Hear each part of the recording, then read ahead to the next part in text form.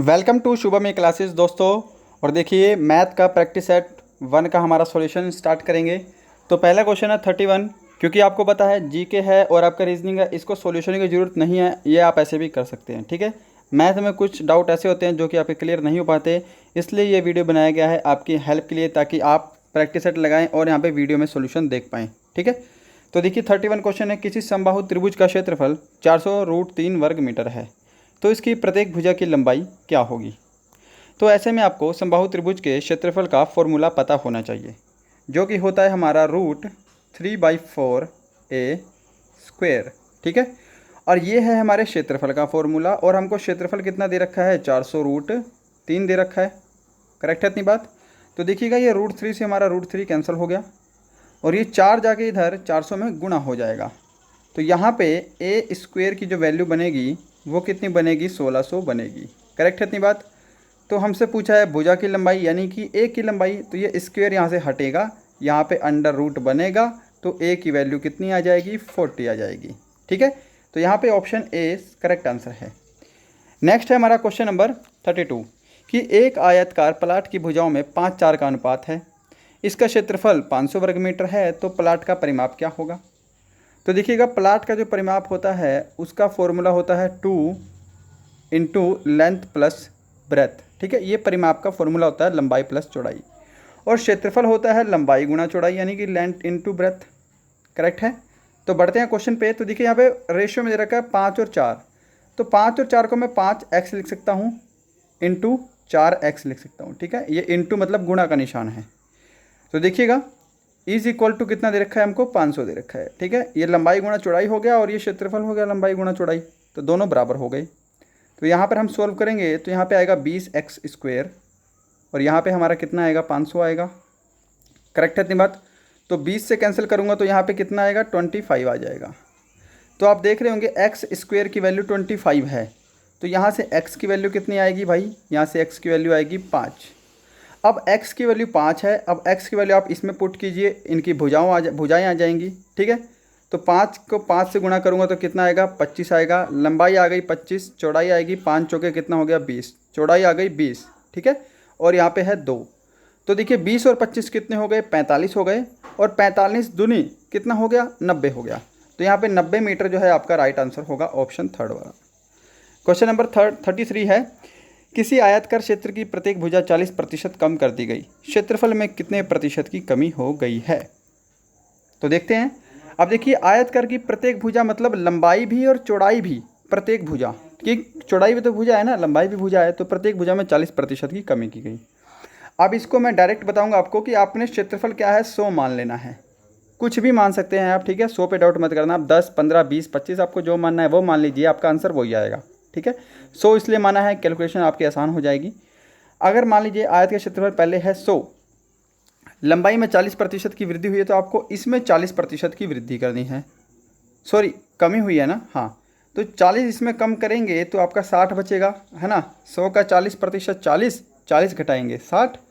अब फिर से 40% की कमी हुई है, क्योंकि अभी हमने लंबाई घटाई है, अब हमको चौड़ाई भी घटानी है। तो 60 का 40% कितना होगा, 24 होगा। तो अगर आप 60 में से 24 घटाएंगे तो आपका कितना बचेगा, यहाँ पे बचेगा 36। तो अब आपका क्या हुआ, 100 था पहले, अब हो गया 36। कितने की कमी हुई है भाई, इनके बीच में 64 का अंतर है, तो 64% की यहाँ पे कमी हुई है। ऑप्शन बी आपका आंसर करेक्ट है, राइट। नेक्स्ट है क्वेश्चन नंबर 34।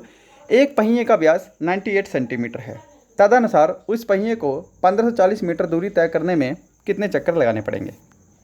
तो देखिएगा कि नंबर ऑफ चक्कर, ठीक है, नंबर ऑफ चक्कर का फॉर्मूला होगा, चक्कर सी लिख देता हूँ। ठीक है, समझ जाना, नंबर ऑफ चक्कर लिखा है मैंने।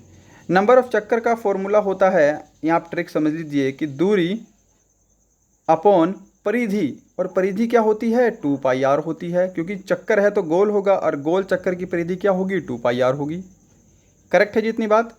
अब इम्प्लीमेंट करते हैं। दूरी हमको दे रखी है 1540, बट अब ध्यान देना, यहाँ पे 1540 तो है मीटर में, व्यास है हमारा सेंटीमीटर में।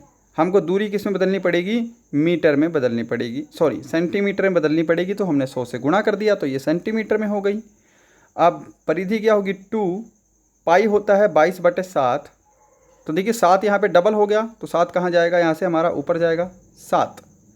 और यहाँ पे आर, अब व्यास 98 है तो त्रिज्या कितनी होगी, 49 होगी, क्योंकि त्रिज्या व्यास की आधी होती है। इतना क्लियर हो गया। अब देखते हैं 7 एकम 7, 7 7 49, 7 से कैंसिल कीजिएगा, 7 दूनी 14, 7 दूनी 14, 22,000। ठीक है, 22 से कैंसिल करेंगे कितना आएगा, 1,000 आएगा। और फिर 2 से कैंसिल करेंगे तो कितना आएगा, 500 आएगा। तो 500 जो है वो आपका करेक्ट आंसर होगा। बढ़ते हैं अपने नेक्स्ट क्वेश्चन की तरफ। नेक्स्ट है, यदि दो घनों के आयतन में 27:1 का अनुपात है तो उनकी भुजाओं में क्या अनुपात होगा। तो देखिएगा, घन के आयतन का फॉर्मूला आपको पता होना चाहिए, जो कि होता है a की क्यूब।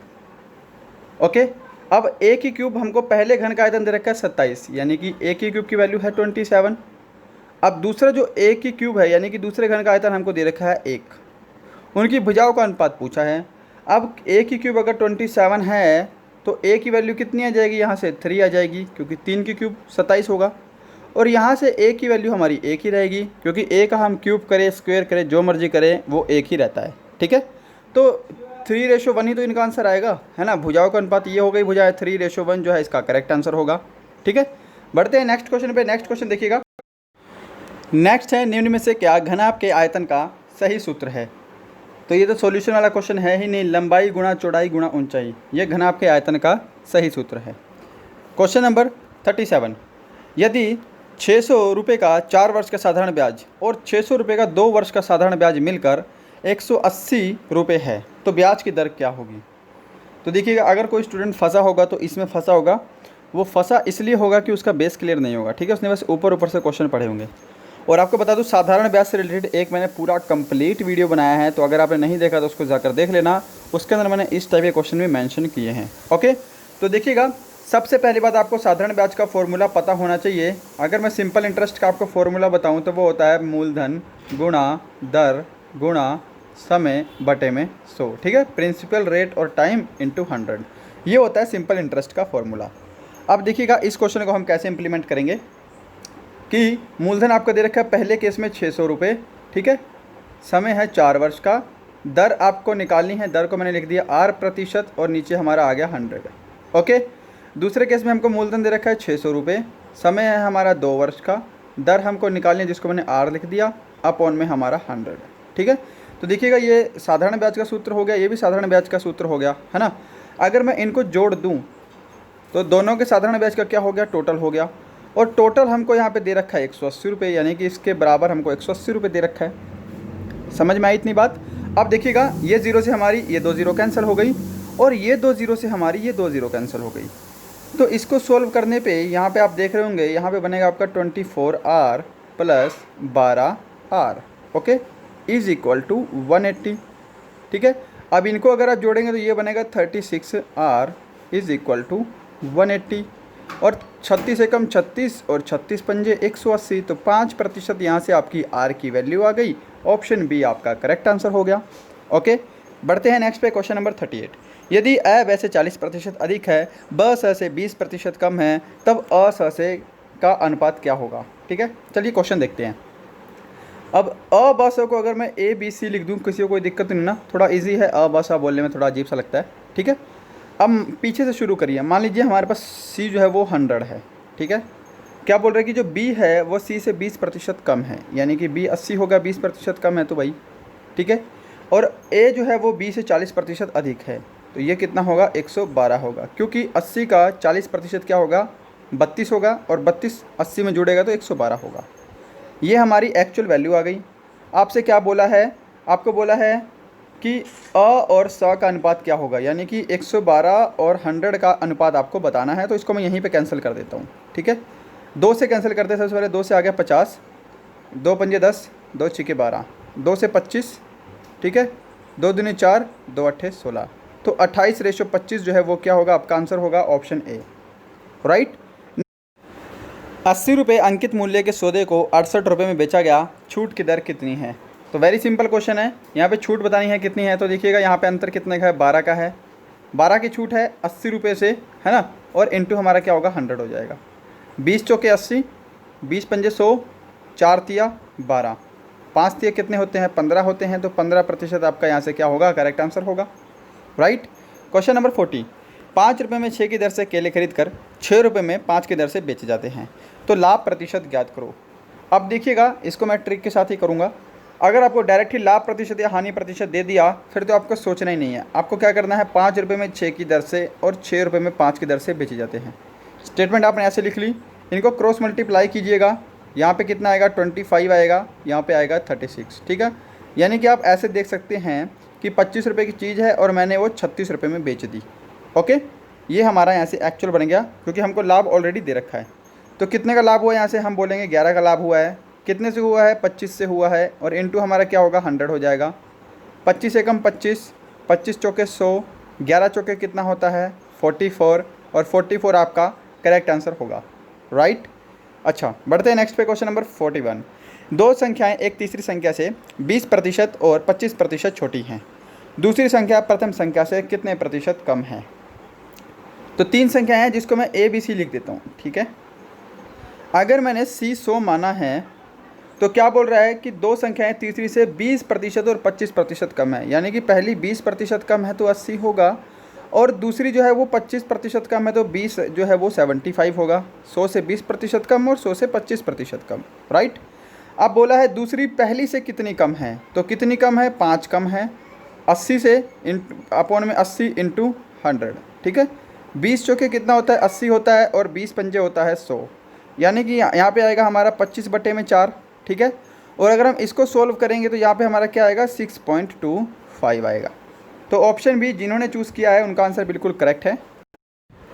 नेक्स्ट है, 10 वर्ष पहले राम और रहीम की आयु का अनुपात 1:3 था। अब से 5 वर्ष बाद उनकी आयु का अनुपात 2:3 हो जाएगा। तदनुसार उनकी वर्तमान आयु का अनुपात क्या होगा।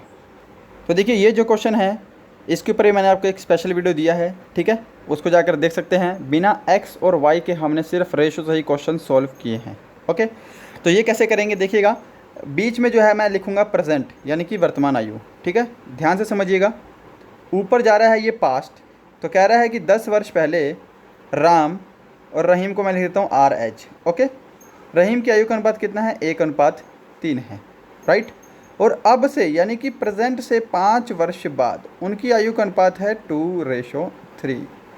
तो वो आपको एक चीज़ पता होगी कि अगर मेरा अनुपात 10 साल पहले मान लीजिए इतना है, तो 10 साल बाद जो है वो सेम रेशो में ही बढ़ेंगे, ठीक है।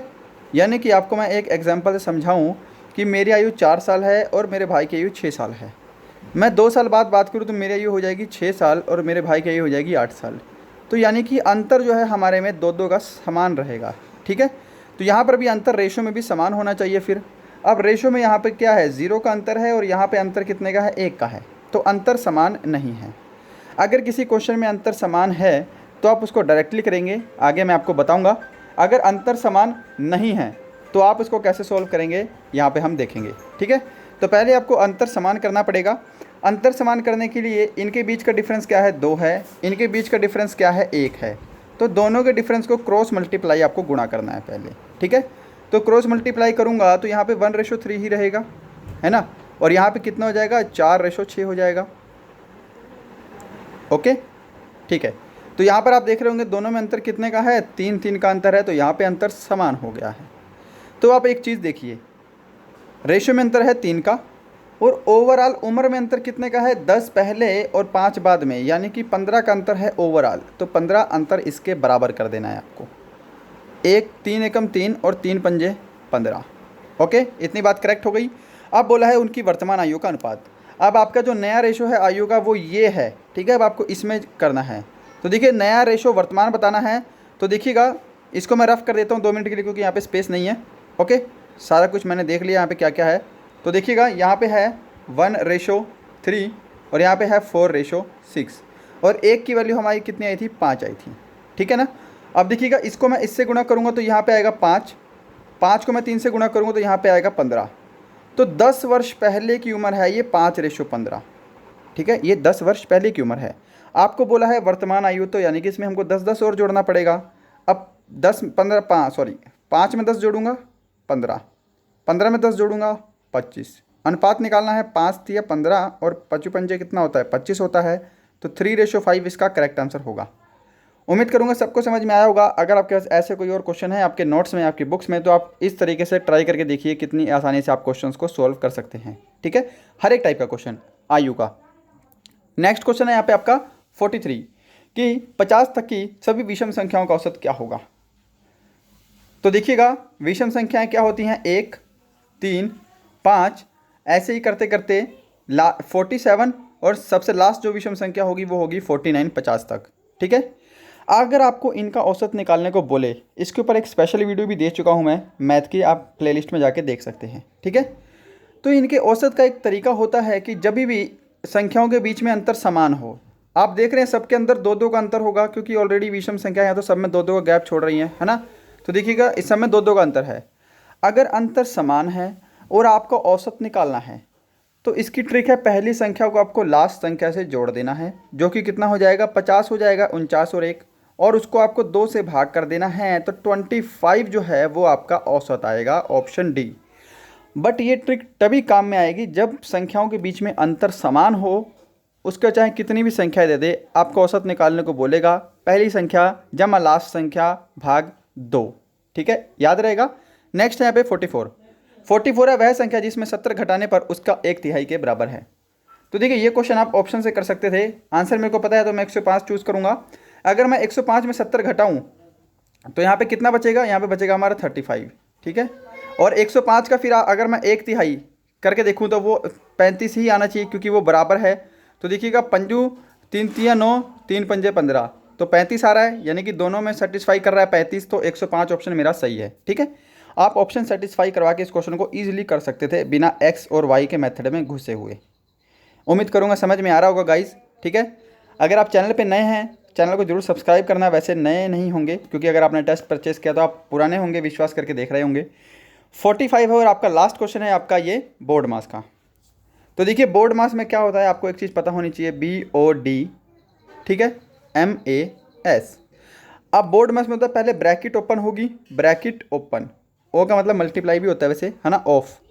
तो देखिए पहले ब्रैकेट होगा ओपन, फिर हमारा ऑफ यानी कि मल्टीप्लाई होगा अगर कहीं ऑफ आ रहा है तो, नहीं तो डिवाइड, मल्टीप्लाई, ऐड, सब्सट्रैक्ट। तो यहाँ पे इन दोनों का रोल नहीं है कुछ भी, है ना, डिवाइड मल्टीप्लाई, तो पहले डिवाइड होगा। अब देखिएगा यहाँ पर आपको ये संख्या दे रखी है तो इसमें कुछ लोग इसमें भी दिक्कत कर जाते हैं। दिक्कत क्या करते हैं मैं आपको बताता हूँ, ये आपका पीछे से सॉल्व होता है। ठीक है ना, अब यहाँ पर देखिएगा 84 × 9 भाग 12 माइनस 36 प्लस 101 है। ठीक है, अब कुछ लोग क्या करेंगे 12 को 9 से भाग कर देंगे जो कि गलत हो जाएगा, आपको 9 को 12 से भाग करना है। ठीक है ना, तो 9/12 होगा ये। ठीक है, तो 3 तिया 9, 3 चौके 12, कितना आया यहाँ पे 3/4 आया है। अब देखिए, ठीक है, आपको समझाना पड़ रहा है इसलिए स्लो कर रहा हूँ, यहाँ पे आया है 3/4। उसके बाद क्या होगा, हमारा गुणा होगा, तो यहाँ पे 84 को गुणा करना है, तो कैंसिल कीजिए, 4 दूनी 8, 4 एकम 4, तो यहाँ पे कितना आएगा 63 आएगा। कितना आएगा 63 आएगा। तो यहाँ पे मैं इसको रफ करके क्या कर देता हूँ डायरेक्ट, इतना कट गया हमारा और यहाँ पे आ गया हमारा 63 माइनस 36 प्लस 101। ठीक है, अब आप चाहे माइनस कीजिए जमा कीजिए, आपका आंसर सेम आने वाला है। तो मैं पहले प्लस कर देता हूँ। ठीक है, 63 में मैंने 101 जोड़ दिया तो यहाँ पे कितना आएगा 164 आएगा। अब 164 में फिर मेरे को 36 माइनस करना है, सिंपली लॉजिक है, 36 माइनस करेंगे, 14 में से 6 गए 8 हो गया। ठीक है, यहाँ पे हमारा 128 जो है वो करेक्ट आंसर होगा। तो ऑप्शन डी ए जो है वो आपका करेक्ट आंसर है। ठीक है, ऑप्शन ए। उम्मीद करूँगा सबको समझ में आया होगा। तो गाइस ये था आपके पहले प्रैक्टिस सेट का सॉल्यूशन। दूसरा प्रैक्टिस सेट लगाइए, दूसरा सॉल्यूशन भी आपको लिंक मिलेगा, उसको जाकर देखिए। तब तक के लिए bye bye and thank you so much. जय हिंद दोस्तों।